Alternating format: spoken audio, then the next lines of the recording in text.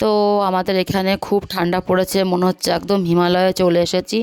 আর বাবাদেরও প্রচণ্ড ঠান্ডা লাগছে, তো বাবাদের এভাবে কম্বল দিয়ে চাদর দিয়ে ঢেকে রেখেছি। আর এই যে আমার আরেক বাবা, তো ওই পাশের ঘরে নিয়ে এসছি বাবাকে। আর এই যে বাবাদের জন্য মানে একটুই করব, দুধ গরম মানে পায়েস করব খেজুরের গুড় দিয়ে, গরম গরম পায়েস।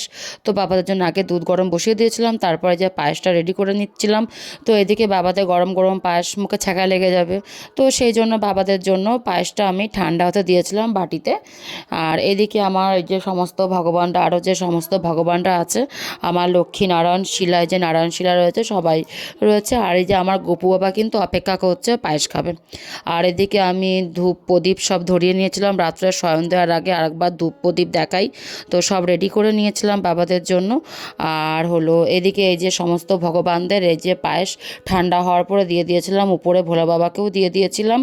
আর এই যে আমার গপু বাবাকে এখন একটু পায়েস খাইয়ে দেব।